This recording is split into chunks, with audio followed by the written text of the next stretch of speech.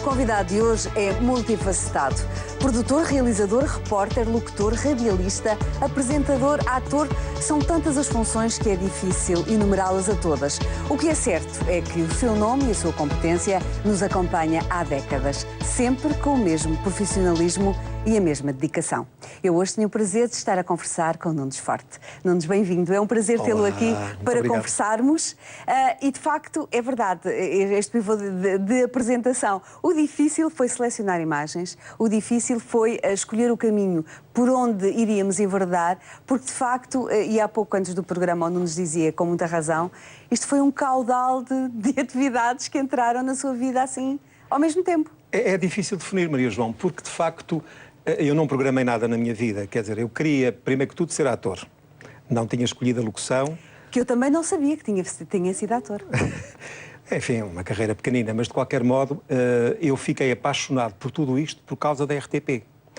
O destino tem destas coisas. Eu sou saloio, nasci na Venda do Pinheiro. É verdade.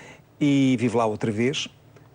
E vim a Lisboa, que nessa altura era muito longe, são 30 km, mas é muito longe. Sim, na altura não havia estradas nem acessibilidades como hoje já, devia ser mais complicado. Exatamente. Para a casa de uns tios, acho que foi a primeira vez que vim a Lisboa, a segunda vez. Era muito miúdo. E fui à Feira Popular, que era o meu entusiasmo ir à Feira Popular, e leio lá. Amanhã começa a televisão em Portugal. Sabia lá o que era a televisão. E disse logo que queria ir. E durante todos os dias, enquanto existiram emissões experimentais, eu fiz uma guerra, não voltei à Venda do Pinheiro enquanto não vi todas as emissões. E, portanto, isso aí estimulou-me muito. E logo pude convencer os meus pais a vir para Lisboa e comecei a colaborar na RTP como figurante. Primeiro, figurante não remunerado, depois figurante pago, depois com pequeninos papéis, pequenas pontinhas, e foi assim.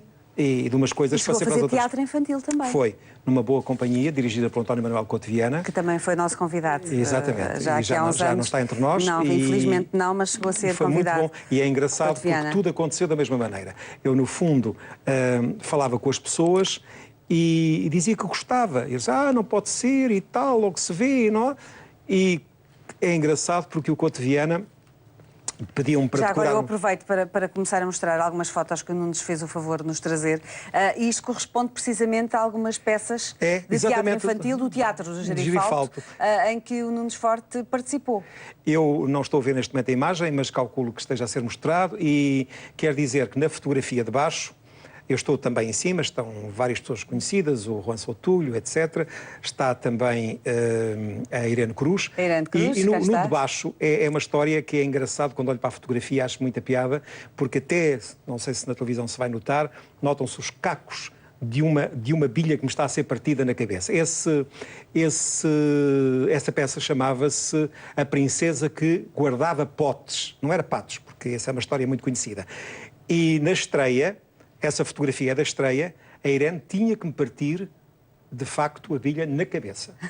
Mas as bilhas estavam preparadas para serem partidas. A verdade é que ela insistia e a bilha não partia. Foi-me fazendo galos.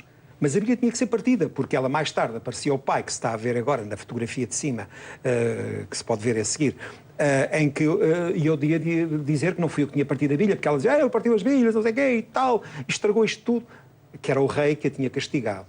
E a bilha tinha que estar partida. Portanto, a história engraçada é essa, é que depois tinha que haver outro cuidado. As bilhas passaram a partir-se com facilidade, mas nesse dia foi muito, muito complicado. Ator principiante sofre, Nunes. É verdade, é verdade. E aí, quando apareço, quando se viu há instantes, estava com o rei é o grande ator Joaquim Rosa, que era muito engraçado. Nesta situação é que era um bocadinho dramática, era o meu momento, ele estava sempre a dizer brincadeiras para ver se me fazia rir.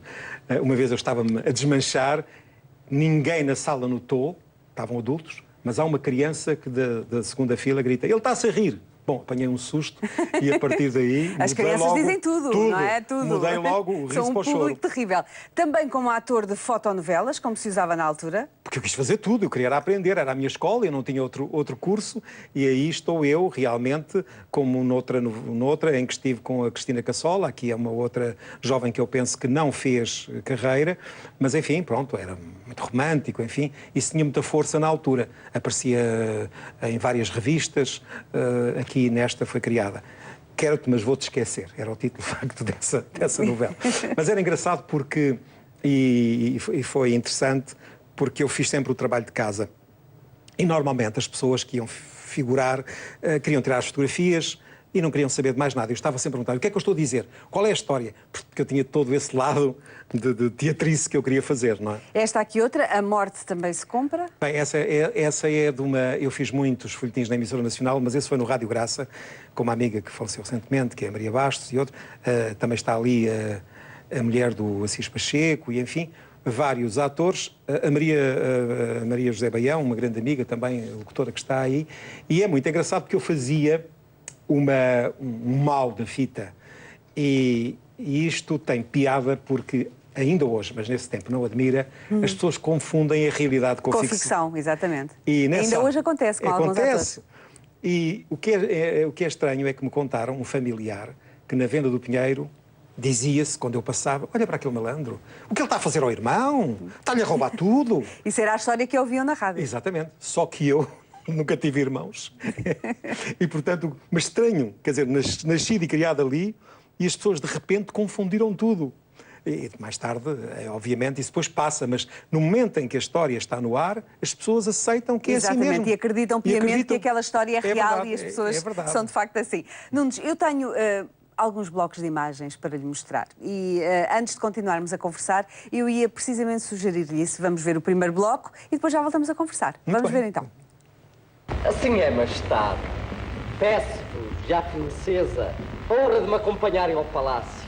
O meu monteiro mora adiantou-se para fazer os preparativos da recepção. Muito bem, seja feito o vosso desejo. Vamos para o castelo do Marquês do Cabaz. Viva o nosso Marquês de Carabás! Viva! Viva o nosso Marquês de Carabás! Viva! Foi isso que ele disse. Mentira! Eu não disse que as princesas foram desencantadas. Eu disse que sonhei que as princesas foram desencantadas. É diferente, de facto. Mas disse mais alguma coisa. Disse que os sonhos dele se realizam. Mentira também. Eu não disse que os meus sonhos se realizam. Mas que alguns dos meus sonhos se têm realizado. Cala-te, polichinelo! Tu não sabes o que dizes. Ardeu tudo. E o que é que eu dizia? E ficámos sem casa, sem circo nem nada.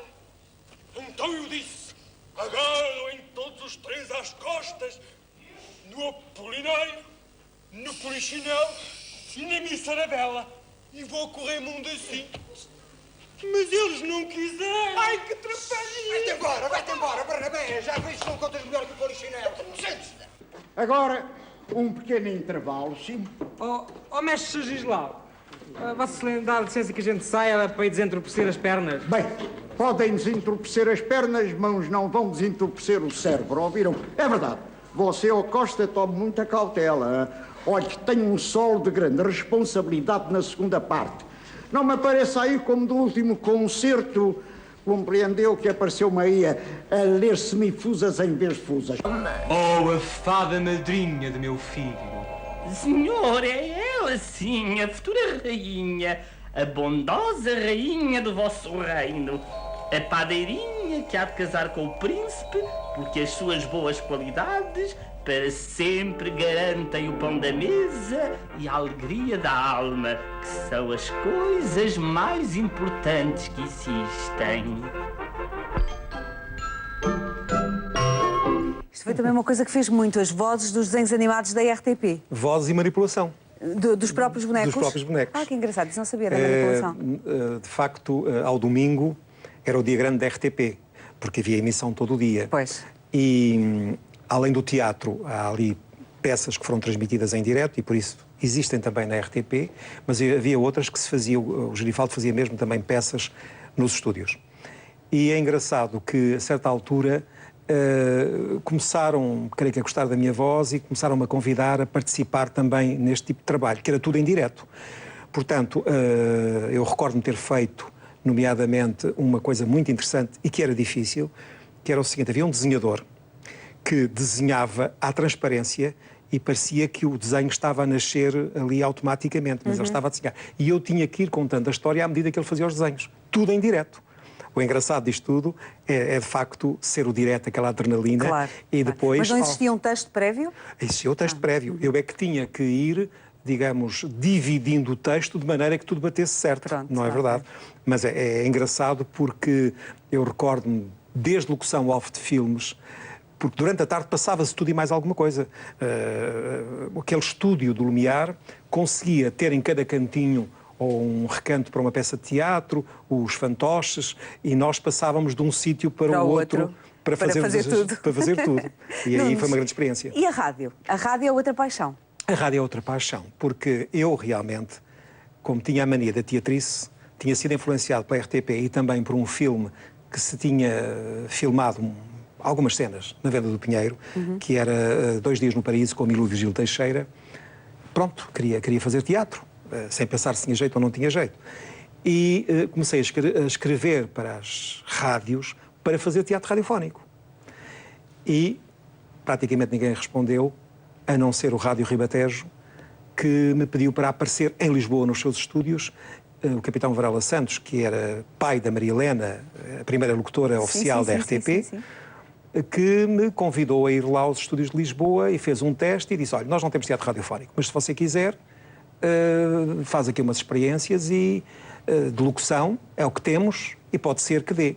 E a partir de tomei-lhe o gosto, porque ele era muito exigente e durante muito tempo eu apenas via os mais importantes locutores, como o próprio Fialho Gouveia, que ia lá, porque era casado com a Maria Helena, o Artur Agostinho, fazerem os textos e depois, fazerem as locuções, e deixavam os textos que eu mais tarde ia ler bocadinhos para o filho, que era o Jaime Varela Santos, no fundo, me dar indicações se eu estava a fazer bem ou mal. Quer dizer, não era logo atirado para o microfone. Tirado às férias, como se costuma dizer, como acontece infelizmente muitas vezes agora. Verdade, é verdade. Nessa altura preparavam-nos, eu creio que só um ano depois de já ter feito muita locução é que me deixaram fazer um bocadinho de direto.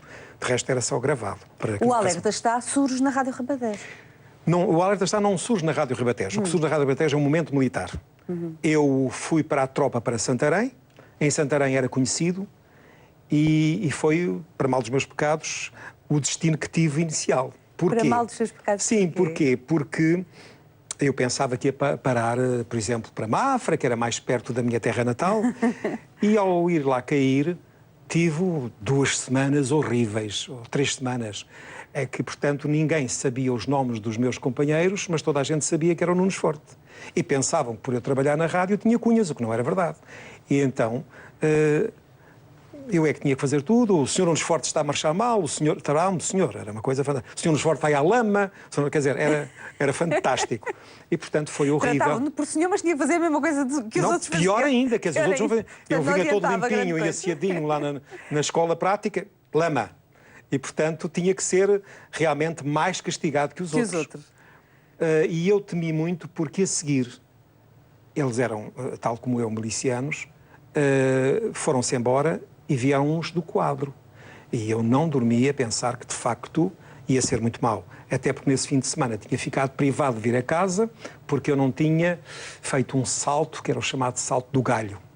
E estava tinha um nome pomposo, o meu grupo, era o grupo dos nabos. Quer dizer, eu estava no grupo dos nabos, que deve ser uma coisa muito boa e tal. Então, o que é certo é que fiquei no grupo dos nabos, não vinha à casa. Foi castigado. Fui castigado, mas vem realmente um oficial do quadro fantástico. Tinha saído da academia e apresenta-se ao serviço e manda chamar os que lá estavam, enfim, do grupo dele. E quis falar connosco, éramos para aí uns 10, e levou-nos a fazer o galho.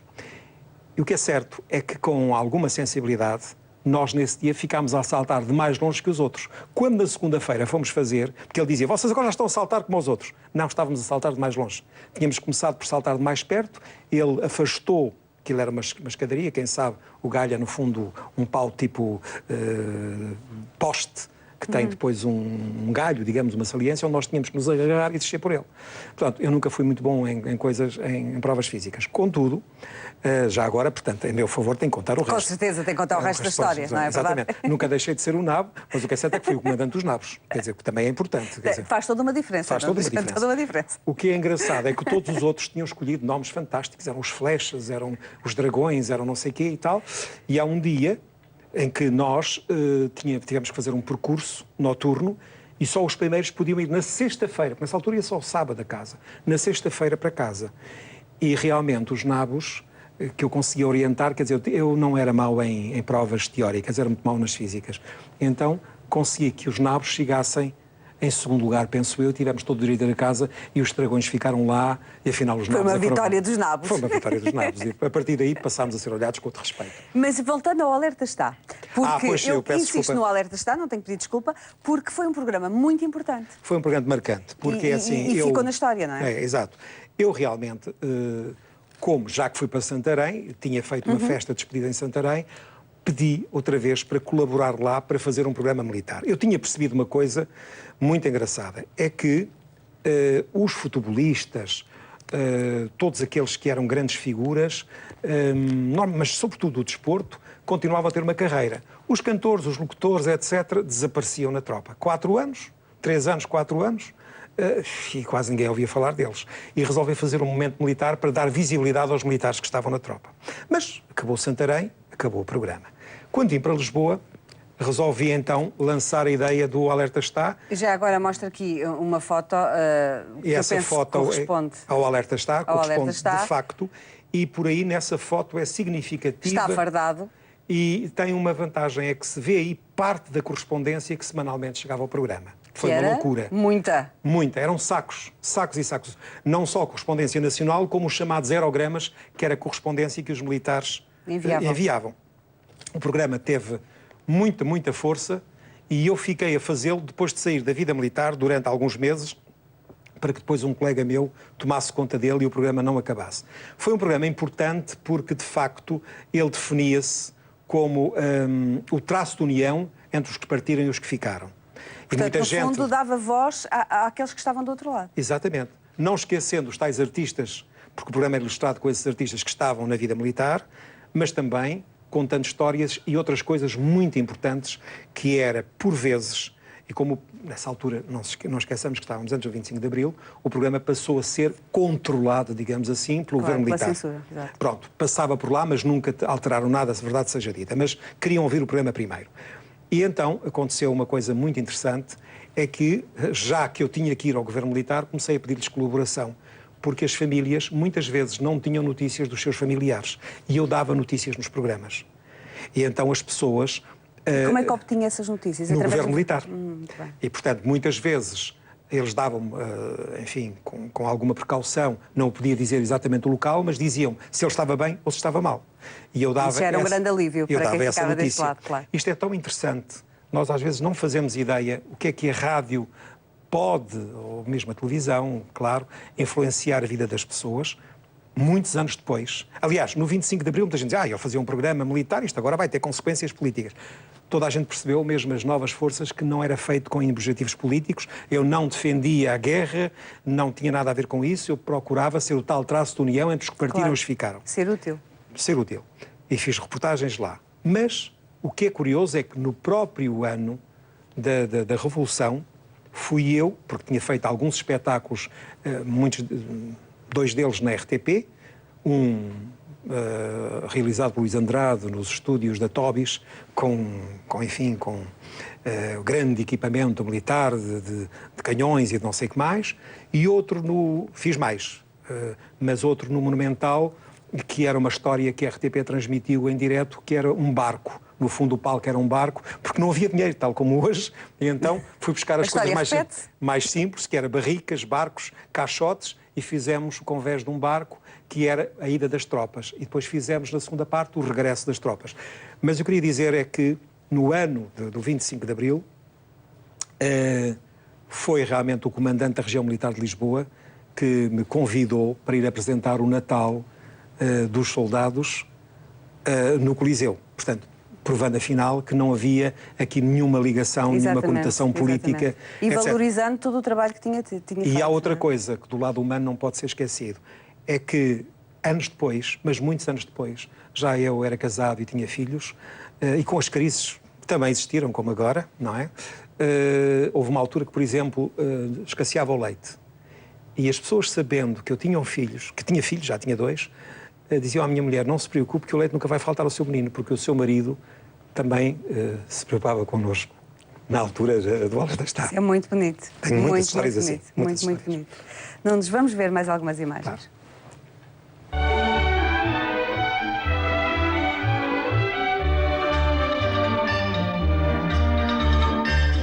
Aldeia SOS. Aldeia SOS. Vamos visitá-la. Vamos todos. Então vamos embora. Vamos Forte, muito gosto. Venho visitar a vossa aldeia. Com muito prazer. Forte queria conhecer a aldeia, o Sr. Mário não se importa, acompanham e mostrem que eu depois vou ter convosco uma das casas. Muito obrigado, então, muito gosto, muito obrigado. Vamos embora, vamos por aqui. Eu vou conversar aqui com... Quantos anos é que tu tens? 6. 6 anos e gostas muito de brincar aqui na casa, gostas? Gostas de estar aqui no jardim infantil? Eu tenho 5. Tu tens 5 anos? O que é que tu gostas mais de brincar? Aquele leco. Com o quê? Com o Lego? As pessoas aqui não há limites de saída. Elas saem quando estiverem aptas a governar-se por si próprias, não é? Ai, boa, boa, boa borboleta, boa ligeira, campos alados. Vá, vamos embora. Vamos embora.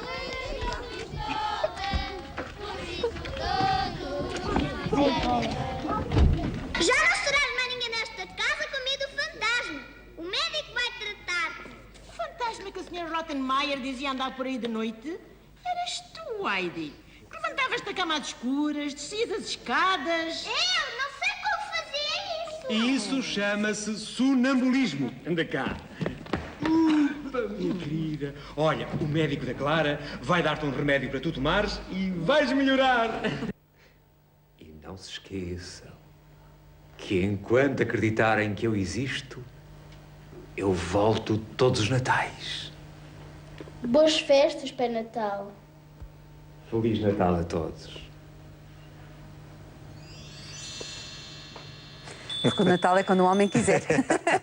Para além destes bocadinhos de interpretação, vimos ali já um bocadinho de algo realizado por si. Foi Porque das primeiras também realizações. Os documentários foi outra área que abraçou. Sim, gostei muito. Deram-me essa oportunidade também. Isto ainda era no tempo em que eu colaborava com a TV Juvenil e foi-me dito que era engraçado fazer um trabalho. E se eu queria assumir a responsabilidade e o fazer todo. Eu apresentei um guião e fui fazer lá, tentando já fazer uma reportagem um bocadinho diferente. Aldeias SOS. Sim.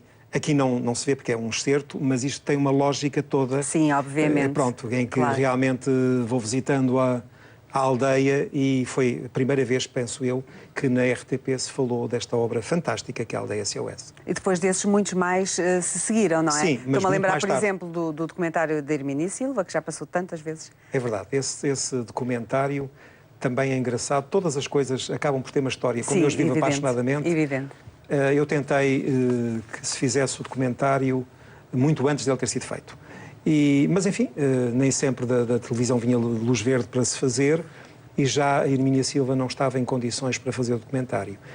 E lembro-me que o Mário Martins, que era responsável também um pouco pela imagem dos artistas da Valentim de Carvalho, me disse, nos Forte, vê lá, vai estragar a imagem da... E ele até entrou no documentário da Hermínia, ela já não está em condições. E, de facto, foi um trabalho muito difícil, porque a senhora tinha momentos em que estava muito bem. Na véspera eu tinha estado a conversar com ela, estava ótima. No dia já não estava tão bem assim. E quando fizemos o documentário, não conhecesse eu tão bem a vida dela, teria sido impossível fazê-lo. Porque eu preparava quase a resposta dela. E depois foi um trabalho que me demorou uns 3 ou 4 meses, que foi passar tudo à máquina e fazer conjugar com lógica todo o texto. Claro. E depois os convidados tinham que dar deixas para dar certo com a Hermínia Silva.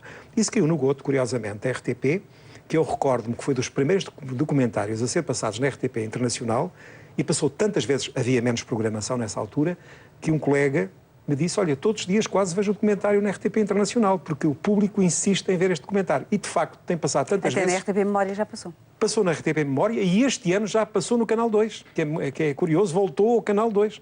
Portanto, é um dos documentários, eu fiz muito documentários com artistas, sinto-me vocacionado porque os conheci. Sou de uma época muito bonita de ter conhecido muito bem os grandes artistas que então havia. Não é verdade. Não é que agora não haja, mas... Pronto, sentia muito próximo deles. Os artistas que marcaram uma época. Marcaram uma época. E eu sentia muito próximo.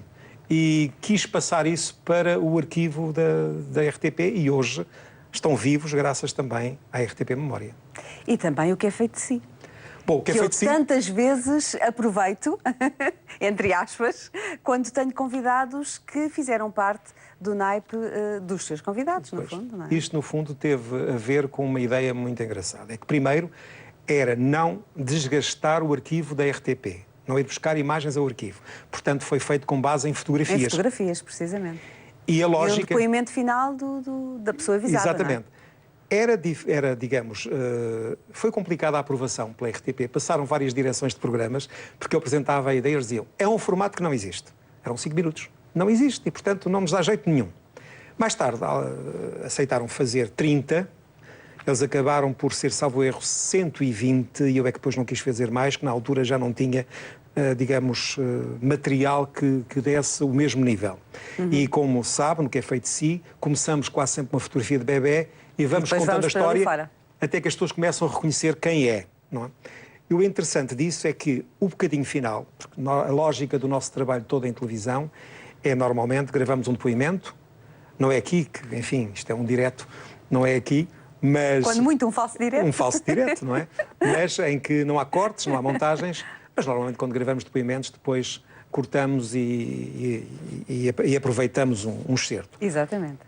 Salvo 2 exceções, nós tínhamos o desejo de que o depoimento da pessoa fosse na íntegra, mas tínhamos um tempo limite.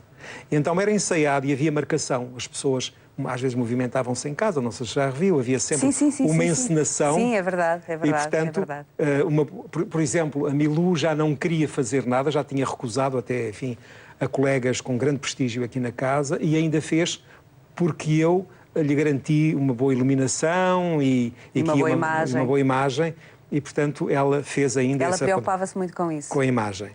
E tinha toda a razão, e toda a legitimidade para isso. Depois, no final, já não foi assim e, realmente, quando ela já apareceu no final, ela já não recriava a sua imagem e, portanto, tiveram que ser as pessoas a cuidar disso. Mas, de facto, a preocupação era essa, era nunca cortar. Então, nós ensaiávamos, porque normalmente eu dizia às pessoas, bom, faça o depoimento. E os depoimentos tinham para aí 10 minutos. E depois íamos fazendo o depoimento até que ele se reduzisse ao tempo ideal. Claro. E repetiam. Portanto, levava para aí, eu estava em casa das pessoas umas 4 ou 5 horas só para fazer um depoimento. Claro. Era feito com cuidado. Mas fiquei muito feliz porque, olha, por exemplo, o Carlos Pinto Coelho. Carlos Pinto Coelho, quando eu estava a fazer o depoimento dele, disse-me, tenho a sensação que este é o depoimento que vão colocar quando eu morrer. Pelo cuidado que nós punhamos, pela ligação que tínhamos, pela preparação que tinham aqueles 5 minutos. Porque o Paulo Alexandre, que é coautor, ia primeiro fazer um levantamento, depois escrevia uns pequenos textos, depois nós selecionávamos as fotografias de modo que elas dessem um determinado ritmo e isso foi muito interessante porque se criou um espaço novo. Depois, a partir daí, fizeram-se muitas séries de 5 minutos, Nome de Rua, enfim, várias, os tesouros, os 100 tesouros nacionais, qualquer coisa assim. Eu fiz vários. Foi um precursor, no fundo. Foi engraçado porque não é um formato que se usa muito em televisão. Mas que funciona. Funciona e teve uma piada muito engraçada. Só tive a noção de que aquilo estava a funcionar por 2 razões. Primeiro, porque os jornais diários, ainda não havia as televisões que há hoje todas, sim, não é verdade, é verdade. Só havia a RTP, que foi a única durante muito tempo. E aquilo era no 2º canal. E era na hora da novela. Mas a televisão, a RTP, tinha uma ideia que era para ser complementar. Tinha nascido a ideia que um canal era complementar do outro. E então, quando começava um programa no 1º canal, no 2º pescava uma setinha. Quando era no outro, pescavam 2. Muita gente já não saberá disto, mas tem a sua piada. E eu estava em casa da Maria da Fé para fazer um apontamento e ela disse, sabe que nós não perdemos. E sei de muitas amigas que não perdem. Então, mas vocês não veem a novela e os beijinhos que nas novelas há tantos e que as pessoas gostam tanto de ver e não sei o quê. A gente gosta. Mas é assim, começa a sinalizar, já sabemos que aquele programa, vimos no jornal quem lá vai. Portanto, ligamos para lá, eles estão a dar beijinhos. Ligamos para lá, quando chegamos ainda estão nos beijinhos, portanto não perdemos nada e vimos o programa que tinha 5 minutos. Isso é que era beijinho longo. Exatamente. Nunes, depois, para além de tudo isso que já falámos, o Nunes encaminhou-se para os grandes diretos, os grandes programas especiais. Estou a falar, por exemplo, da rádio. Este é um deles, a Feira da Vida. Sim, a Feira da Vida tinha 4 horas na RTP1. Foi também um primeiro programa com uma característica que depois vim a repetir com o Júlio Isidro aqui na RTP Internacional. Ou seja, fazer um programa aqui para ser transmitido na imigração. Ou seja, em vez de falarmos só para os portugueses que vivem e trabalham no estrangeiro, nós criei esse programa que era transmitido na Antena 1, mas era ouvido ao mesmo tempo. Até aí só acontecia com o futebol. E, portanto, passou a ser ouvido. Esta foi outra atividade na Apulia para imigrantes. Isso é muito interessante e até hoje me pediram para tirar fotocópias disso na RDP Internacional. É verdade, eu sou testemunha que estava lá a ouvir. Porque ainda hoje se faz esse espetáculo e eu filo na altura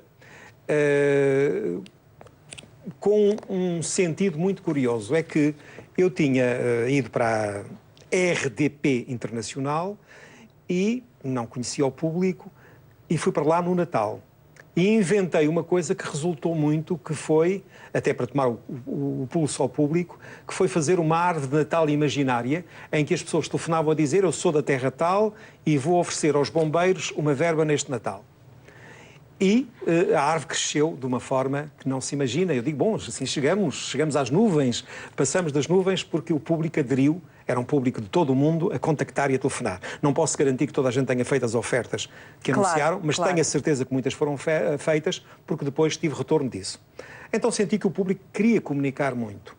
E logo que o Natal passou, inventei uma coisa que ia ao encontro do que me diziam, que nós somos sempre imigrantes no estrangeiro, imigrantes em Portugal. E porque quando vimos nas férias... Isso ainda é um problema que infelizmente assola muitos dos nossos compatriotas distantes. É verdade, é verdade. Não são de lá, nem são de cá. E mais com o agravante, eles dizem, quando fazem a festa do imigrante, a não sei quê, é sempre para nos pedirem dinheiro, é sempre para nós colaborarmos, é sempre... Nunca é para nos darem nada, é sempre, embora digam que é de homenagem a nós é sempre para pedir alguma coisa. Bom, eu achei que era a altura de inverter a situação. E confesso que sem grande apoio, porque a própria rádio, a própria direção não estava muito convencida do sucesso, eu comecei a fazer uma coisa que foi receber inscrições para um piquenique que faríamos em agosto, logo em janeiro. E as pessoas tinham que dizer, a família tal, não sei de onde, vai e leva X pessoas. E mesmo que não fossem todas, aquilo começou a ter um volume incrível. Às tantas já não conseguíamos registar. Percebi que ia tomar uma grande dimensão, falei na direção e disse, isso não vai dar nada, se calhar não vai e tal. E então fiquei por minha conta e risco. Assumi que ia fazer o piquenique, onde, como regra base, ninguém pagaria nada. As pessoas não pagariam nada. Partilhariam aquilo que levavam. Estamos a falar de comida. Comida. Comida, bebidas, tudo. Portanto, um verdadeiro piquenique na verdadeira acessão da palavra. Exatamente. E com a participação dos maiores artistas da época, recordo-me de Tony de Matos, recordo-me do próprio Marco Paulo, enfim, muitos que estiveram lá a fazer um espetáculo sem pagar nada. Todos, aliás, colaboraram comigo. O cenário até era muito bonito, há aí fotografias, penso eu, que era uma caravela, mas esse cenário não custou, foi a custo zero, porque... São estas duas primeiras, não é? Sim, até do outro lado tem até multidão que estava lá. Exatamente. Dizem que eram 50 mil pessoas, mas foi a Câmara Municipal que disponibilizou de um outro espetáculo, montaram o palco, consegui que estivesse presente o Instituto de Apoio à Imigração e às Comunidades Portuguesas, com quem eu também colaborava e fiz alguns programas no estrangeiro para eles, visto que eles comatavam um bocadinho aquilo que hoje a RTP Internacional faz, que era, digamos, tinham um serviço que mandava programas para vários países, enviava esses programas que eram transmitidos na rádio em várias estações emissoras e também na televisão. De modo que esse trabalho provou que era possível juntar muita gente. Uma multidão que de véspera, e então aí assim a direção já achou que valia a pena quando soube que na véspera já estavam centenas de pessoas acampadas lá. À espera. À espera, que eu nunca pensei que fossem de véspera. Claro. Eu estava lá de véspera para ver se estava tudo montado. Fizemos então um programa completo, com emissões para todo o mundo, desde a missa, passando por espetáculos de variedades e outros espetáculos que lá fomos fazendo ao longo da tarde e vários apontamentos. E o Instituto de Apoio às Comunidades Portuguesas, a meu pedido, estava lá para dar informações sobre a melhor forma dos filhos conseguirem estudar em Portugal. Sim. Enfim, e tive repercussão disso mais tarde. É sempre o problema, as integrações. O que é curioso é que a RDP ainda faz esse espetáculo anualmente e já não sabia que tinha sido eu a fundá-lo e por isso agora, ao tomarem conhecimento, me pediram para ficar com essa documentação que os jornais, aliás, largamente difundiram. Muito bem. Vamos ver mais imagens e eu tenho a impressão que há aqui uma surpresazinha como ator de telenovela. Já sei o que é que está a falar. Já sei. Então vamos ver e depois já vamos conversar. As personagens de Odete de São Maurice nascem, vivem, sofrem, amam, são pessoas, são gente. Depois, como ouvinte dos programas radiofónicos, senti-me atraído e tive a possibilidade de colaborar com ela durante vários anos e apreciar o seu profissionalismo, a maneira como preparava os programas, a maneira como nos ensaiava, como queria que tudo fosse para o ar. E se me permitem, a terminar, já que Odete gostava tanto de rosas, não são rosas vermelhas, nem é a rosa amarela de que ela tanto gostava, mas simbolicamente é um texto que ela me ofereceu pouco antes de morrer e que reflete muito da sua maneira de ser. Se eu pudesse subir às alturas e de lá trazer ideais, minhas mãos semeavam venturas que não se esgotassem jamais.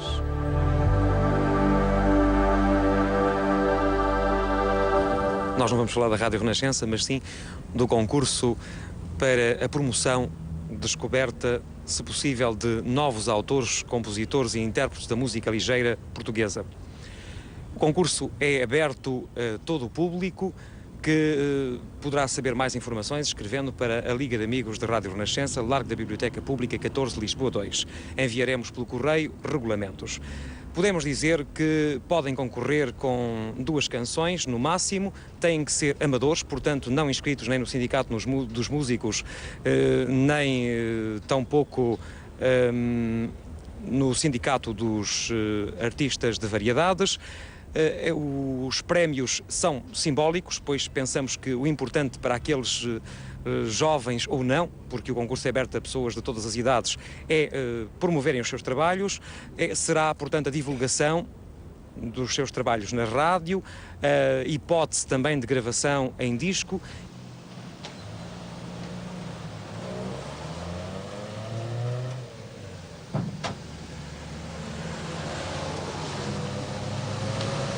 Boa noite. Boa noite. Olha, o senhor atesta-me o depósito e verifica-me logo. Ah, com certeza. Olha, não se importa apagar o cigarro, se faz favor. Ah, com certeza. Desculpe. Faz mal. Dava-me as chaves.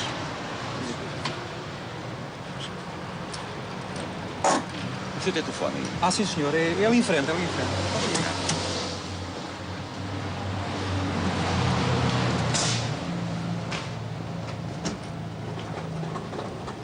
Está pronto, está sim. Ora, eu meti um litro de óleo, são 2 contos diferentes.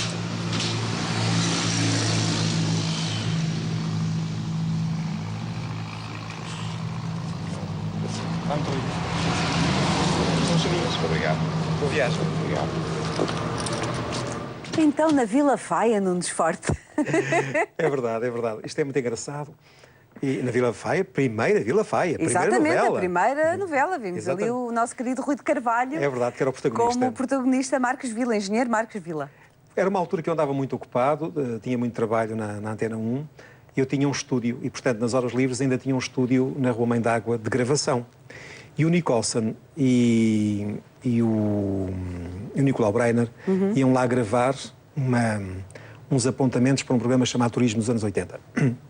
E eu conhecia-os desde o tempo do Gerifaldo, muitos anos antes, e no meio da conversa disse, já se falava tanto da novela, eu gostava muito de ver, porque sei que é a primeira novela que vocês estão a fazer em Portugal, como é que é o esquema, como é que isso tudo funciona. Claro, deve ter suscitado muita curiosidade. Exatamente. E não, eu não tinha muito tempo, mas eu disse, vai lá jantar connosco, vai lá jantar.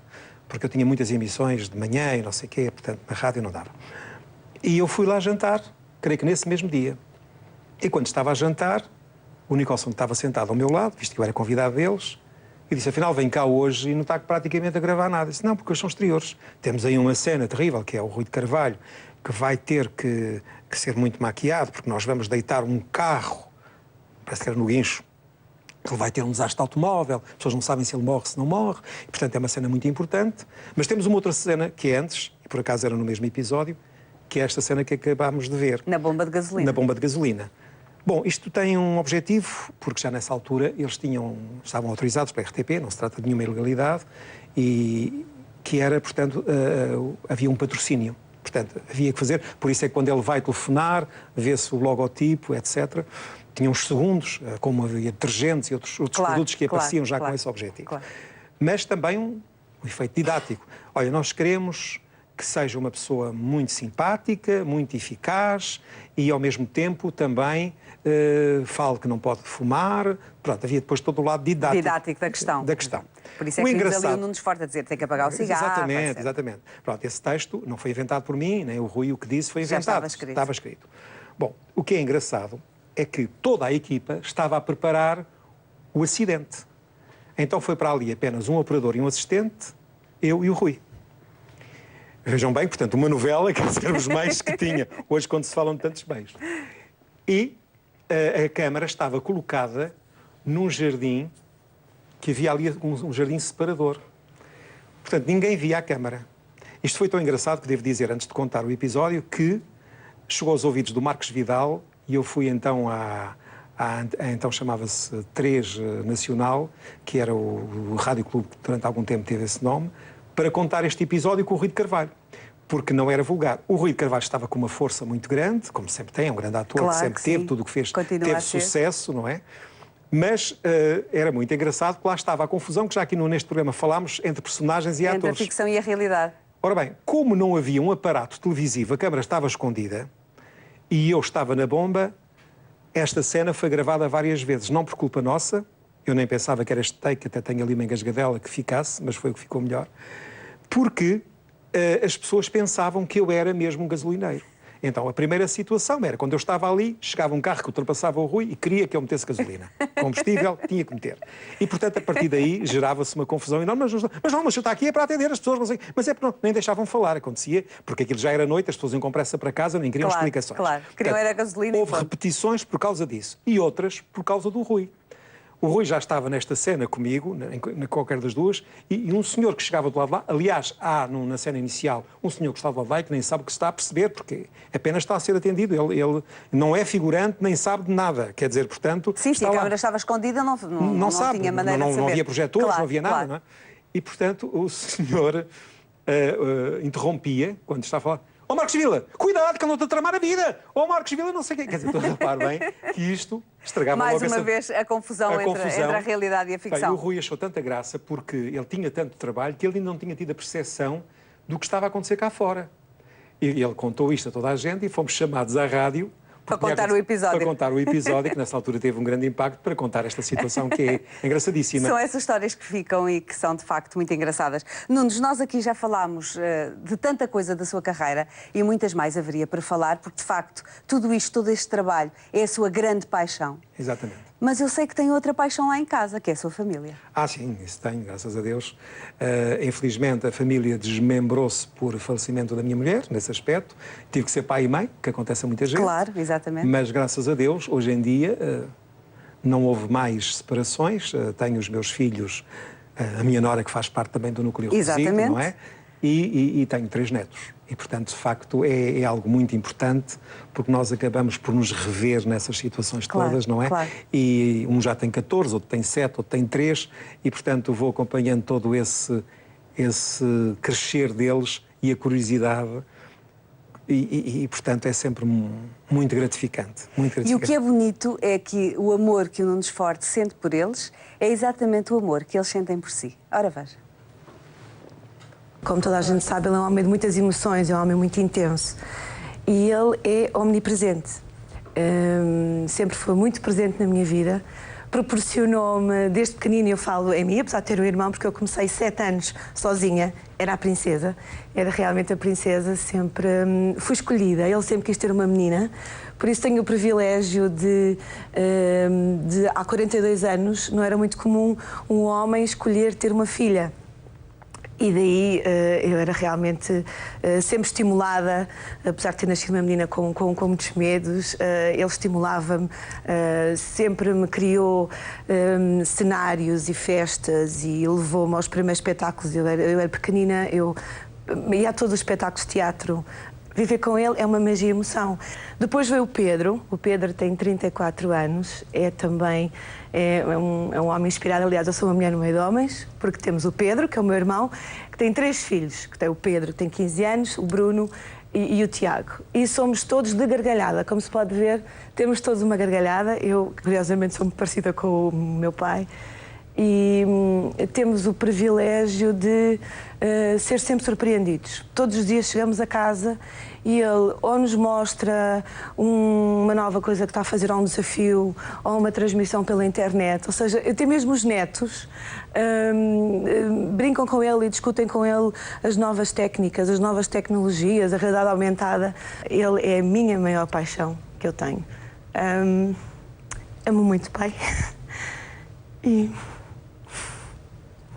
ele agora vai dizer, sua lágrima é fácil. Mas é verdade, amo muito, é a minha inspiração. Ele está muito presente na minha vida sempre. Sempre esteve lá quando eu precisei, quando o Pedro precisou e quando os netos lá estão. Ainda hoje, ele todos os dias se espanta.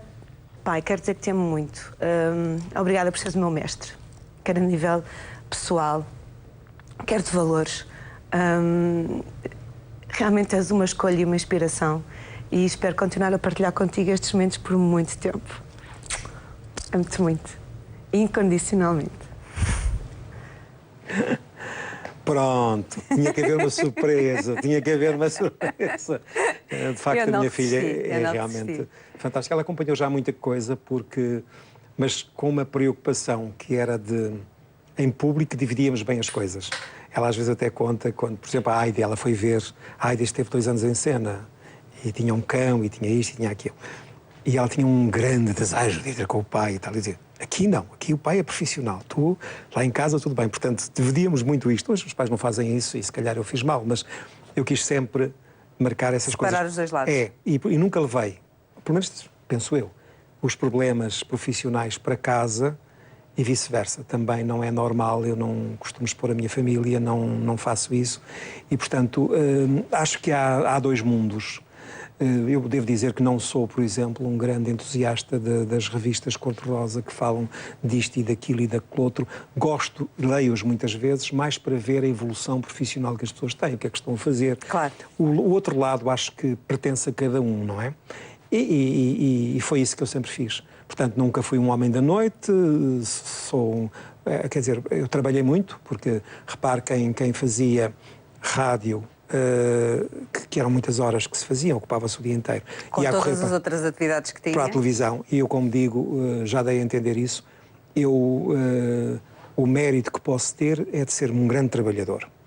Eu recordo, por exemplo, que as locuções, desde o princípio, off que eu fazia na abertura das emissões da RTP, o hino, que ainda hoje me arrepia quando ouço, a locutora de continuidade e eu logo a seguir a fazer a locução da Juventude no Mundo. E esse filmezinho era feito em direto. Eu não tenho a consciência, pode ter acontecido, mas eu não tenho a consciência de me ter enganado alguma vez em direto no ar. Porquê? Não é porque era melhor que os outros. Aliás, por causa, inclusivamente, da crise que também existia nesse tempo, a certa altura deixei de fazer isso para não pagarem cachê. Eram os grandes locutores que faziam. Dizem que não faziam tão bem. Ora, eles não eram piores do que eu. O que acontece é que eu podia fazer um trabalho de casa que eles não faziam. Eles chegavam aqui, entregavam um texto e também vai fazer. Eu, de véspera, vinha buscar o texto. Ensinaram-me a trabalhar na moviola, que é um termo um bocadinho esquisito aí para casa, mas é uma forma de ver cinema ao mesmo tempo. Portanto, é uma máquina que permite, agora já não se faz assim, mas ver os filmes. Autorizavam-me a mexer na moviola e eu vinha para cá à noite repetir vezes sem conta o mesmo texto. E depois no próprio dia ainda o lia uma vez, sem estar a ver as imagens, e depois li outra vez a tentar imaginar onde é que aquilo ia bater certo. E portanto tenho a noção de que não me lembro de me ter enganado nunca, porque trabalhava, não é porque era gênio. Portanto, foi sempre todo um trabalho de preparação, não é? Preparação. Ainda hoje faço. Mas isso significa muitas horas de investimento. Mesmo a rádio, eu devo dizer que eu nunca fiz a rádio tão descontraída como hoje se faz, por mérito de quem a faz. Porque eu nunca fui para uma cabine que não levasse um alinhamento, e isso foi a RTP que me ensinou. Quando eu comecei aqui, foi que havia alinhamentos, que havia as coisas tinham uma certa lógica, etc. Eu comecei também a fazer isso na rádio. Passei esse esquema para a rádio. Aliás, eu devo dizer que sou um bocadinho crítico de muita televisão que se faz hoje em dia e de alguma rádio. Ou seja, eu vejo muita rádio na televisão e também, às vezes, muita televisão na rádio, quando as pessoas começam a falar da gravata ou de coisas que nós não estamos a ver, ou do sorriso bonito, ou da pessoa que lá está, sem nos dar mais elementos para imaginar. Portanto, estão a fazer televisão na rádio, sem imagem, e o inverso. Exato. Mas nessa altura, eu quero dizer que senti sempre que a melhor maneira de fazer as coisas certas era prepará-las. uma canção, eu às vezes espalhava os discos todos em casa, este disco fica melhor depois daquele, até porque via as capas. Não quer dizer que fosse tão rígido que aquilo tivesse que sair assim. Sim. Às vezes havia uma coisa qualquer que justificava uma mudança. Claro. Às vezes há imprevistos, não é? Que surgem e que as coisas têm que ser mudadas. Exatamente. Obviamente. E depois eu repegava no alinhamento mais à frente, mas dava-me uma segurança muito grande para equilibrar a palavra com a música. Por exemplo, este programa tem uma preocupação, que é, eu, por exemplo, não estou nada preocupado com as horas. Quem tem que estar preocupada é a Maria João. Mas a verdade é que o equilíbrio entre o que temos para apresentar, para que haja uns espaços mais equilibrados e vá aparecendo como surpresa. Aquilo que se fala tem que haver um equilíbrio. Tem que ser doseado, exatamente, não é? É isso tem que ser doseado, exatamente. De hoje a um mês, 50 anos de carreira, Nunes Forte. Sim, eles já aconteceram, quer dizer, eu às vezes não sei onde é que estão os 50 anos, onde é que eu os passei. Sim, porque já antes trabalhava, não é? Uns 2, 3 anos antes. Mas, de facto, foi em janeiro de 1963 que eu tive a primeira carteira profissional, depois tive outra também de teatro, mas a de rádio foi em 63. Eu já trabalhava antes, já fazia coisas aqui na RTP, remuneradas, portanto, se são remuneradas, são profissionais. Precisamente. Mas considero talvez como data essa, porque foi, digamos, a minha atividade principal. E a João fala, de facto, de uma coisa que vai acontecer, que é um espetáculo que... grande espetáculo, não sejamos modestos. Será o grande pelas pessoas que lá vão, porque será a favor da Santa Casa da Misericórdia da Venda do Pinheiro, que é com quem tem colaborado ultimamente. Sim, sim. E, aliás, a Maria João Gama também já colaborou, com o Paulo Vasco. Ainda, sim, é verdade. Quando tivemos foi o prazer de ser no Santo convidados. António, foram lá com a marcha de Benfica e foi um grande sucesso. Portanto, faço essas atividades, como é uma tradição já muito antiga de fazer coisas a favor dos outros. Portanto, esse espetáculo será a favor dos outros. A Santa Casa pediu que eu utilizasse essa data para realmente fazer mais um espetáculo a favor da própria Santa Casa. Então, eu não posso revelar ainda o elenco, falta um mês, mas pronto, há muitos contactados e no mês Mas será um espetáculo com música? Sim, é um espetáculo musical. Muita gente irá cantar? Sim, muita gente irá apresentar? Eu vou querer ter lá muitos locutores da época, certamente o Júlio Isidro, que por princípio estará, João Paulo Diniz, o António Sala, a Maria João, talvez a Sernela, enfim, muitos que agora neste mês ainda há muita coisa a ver, porque às vezes por questões de agenda as pessoas não podem ir, e eu não quero estar a anunciar sem saber. Mas de facto há essa vertente que felizmente ainda hoje continua, que é das pessoas que estão na comunicação social ou, enfim, nas novelas ou no teatro, muitas delas estarem sensíveis a ajudar. Sim, claro. Essa Santa Casa da Misericórdia da Venda do Pinheiro tem 10 anos, já tem uma creche, pensa fazer um lar, ajuda 140 famílias, enfim. Se não formos todos a ajudar, é muito complicado. Claro. E eu gostaria, não sei se tenho tempo, de contar uma história... Muito rápida. Olha, rapidíssima, não é rápida, é rapidíssima. Então, temos um minuto para acabar. Bom, portanto, já será difícil. Já será difícil, mas lembro-me de uma vez uma menina que, aos 12 anos, num hospital, nunca tinha tido uma boneca. Ao falarmos disso, apareceram dezenas de bonecas, entre elas do ministro que é o pai, já faleceu, mas o pai do professor Marcelo Rebelo de Sousa. Isto nunca foi contado em público, pelo menos julgo eu, já contei a algumas pessoas, e ele mandou lá uma boneca para a criança, que infelizmente veio a morrer, mas teve a alegria antes disso de ter uma boneca muito bonita que tinha sido o Sr. Ministro a oferecer. Eu não pude revelar porque ele não autorizou que revelasse. Mas, portanto, acho que é uma história bonita para acabar. Exatamente. Uma história de solidariedade. É verdade. E que mostra também o poder da rádio, não é? Exatamente. Que chega a todo lado. Nunes Forte, eu espero que tenha gostado desta nossa conversa. Eu adorei. Gostei muito. Espero que o público também tenha gostado. Já agora, olhe, se não gostaram, digam aos vossos inimigos, que é para eles verem isto em repetição. Exatamente. Que é uma boa partida que lhes fazem. Toma. Muito obrigada, Nunes Forte. Quanto assim já sabe, na próxima sexta-feira voltarei a estar aqui com um novo convidado e conto sempre consigo aí desse lado. Até para a semana.